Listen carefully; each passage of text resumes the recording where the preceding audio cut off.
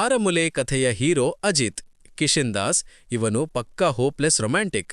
ಗೌತಮ್ ವಾಸುದೇವ್ ಮೆನನ್ ಸಿನಿಮಾಗಳಲ್ಲಿ ತೋರಿಸೋ ಥರ ಪ್ರೀತಿ ಇರಬೇಕು ಅಂತ ನಂಬುವ ಹುಡುಗ.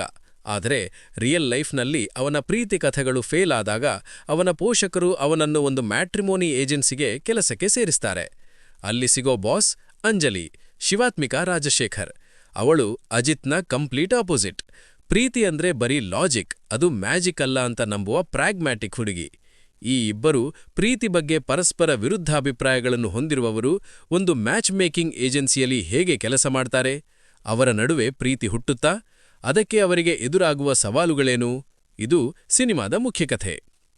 ಕಿಶನ್ ದಾಸ್ ಹೋಪ್ಲೆಸ್ ರೊಮ್ಯಾಂಟಿಕ್ ಪಾತ್ರದಲ್ಲಿ ತುಂಬಾನೇ ಸಿನ್ಸಿಯರ್ ಆಗಿ ನಟಿಸಿದ್ದಾರೆ.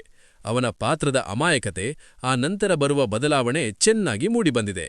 ಶಿವಾತ್ಮಿಕಾ ರಾಜಶೇಖರ್ ತನ್ನ ಸ್ಟ್ರಿಕ್ಟ್ ಮತ್ತು ಲಾಜಿಕಲ್ ಪಾತ್ರದಲ್ಲಿ ಪ್ರಭಾವಶಾಲಿಯಾಗಿದ್ದಾರೆ. ಐಸ್ ಕ್ವೀನ್ ಥರ ಇದ್ದು ಕ್ರಮೇಣ ಬದಲಾಗುವ ಪಾತ್ರವನ್ನು ನಂಬುವಂತೆ ಮಾಡಿದ್ದಾರೆ. ಹರ್ಷದ್ ಖಾನ್ ಹೀರೋ ಫ್ರೆಂಡ್ ಆಗಿ ಕಾಮಿಡಿ ಪಾರ್ಟನ್ನು ತುಂಬಾನೇ ಚೆನ್ನಾಗಿ ನಿಭಾಯಿಸಿದ್ದಾರೆ. ಅವನ ಒನ್ ಲೈನರ್ಗಳು ಹಲವು ಕಡೆ ನಗಿಸುತ್ತವೆ. ವಿಟಿವಿ ಗಣೇಶ್ ಅವರ ಪಾತ್ರಕ್ಕೆ ಒಂದು ಸಣ್ಣ ಸಬ್ ಪ್ಲಾಟ್ ಇದೆ, ಅದು ಸ್ವಲ್ಪ ಎಮೋಷನಲ್ ಆಗಿ ಕನೆಕ್ಟ್ ಆಗುತ್ತೆ. ನಿರ್ದೇಶಕ ಸಾರಂಗ್ ಥಿಯಾಗು ತಮ್ಮ ಮೊದಲ ಸಿನಿಮಾದಲ್ಲಿ ಒಂದು ಫ್ರೆಶ್ ಲವ್ ಸ್ಟೋರಿ ಕೊಟ್ಟಿದ್ದಾರೆ.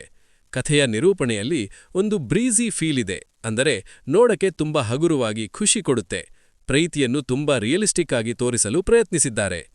ಸಿದ್ದು ಕುಮಾರ್ ಅವರ ಸಿನಿಮಾದ ಹಾಡುಗಳು ಮತ್ತು ಹಿನ್ನೆಲೆ ಸಂಗೀತ ತುಂಬಾನೇ ಇಂಪಾಗಿವೆ, ರೊಮ್ಯಾಂಟಿಕ್ ಫೀಲನ್ನು ಹೆಚ್ಚಿಸುತ್ತವೆ. ಪಾಸಿಟಿವ್ಸ್: ಸಿನಿಮಾದ ಪಾತ್ರಗಳ ವಿನ್ಯಾಸ ತುಂಬಾ ಚೆನ್ನಾಗಿದೆ. ಹಳೆಯ ರೊಮ್ಯಾನ್ಸ್ ಸಿನಿಮಾಗಳ ಗಿಮಿಕ್ಗಳಿಲ್ಲದೆ ಹೊಸ ಯುವಜನತೆಯ ಸಂಬಂಧಗಳನ್ನು ತೋರಿಸುವ ಪ್ರಯತ್ನ ಶ್ಲಾಘನೀಯ. ನೆಗೆಟಿವ್ಸ್: ಮೊದಲಾರ್ಧದಷ್ಟು ವೇಗ ಎರಡನೇ ಅರ್ಧದಲ್ಲಿಲ್ಲ. ಕೆಲವೊಂದು ಕಡೆ ಕಥೆ ಸ್ವಲ್ಪ ಸ್ಟ್ರೆಚ್ ಆದ ಹಾಗೆ ಅನಿಸುತ್ತದೆ. ನೀವು ಲೈಟ್ ಹಾರ್ಟೆಡ್, ಹೆಚ್ಚು ಡ್ರಾಮಾ ಇಲ್ಲದ, ನಗಿಸುವ ಮತ್ತು ಮುದ್ದಾದ ಪ್ರೇಮ ಕಥೆಗಳನ್ನು ಇಷ್ಟಪಡುವವರಾಗಿದ್ರೆ ಈ ಸಿನಿಮಾ ಖಂಡಿತ ನಿಮಗೆ ಇಷ್ಟವಾಗುತ್ತೆ.